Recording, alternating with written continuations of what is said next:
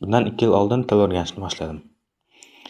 Rejam bo'yicha 2 yildan keyin IELTS 8 olishim, ingliz tilida native speakerlar bilan gaplasha olishim va xohlagan kitobimni o'z ona tilimdek o'qib tushunishim, xohlagan filmimni mazza qilib ko'ra olishim kerak edi. Lekin faqat xayolda. Va o'sha kun keldi.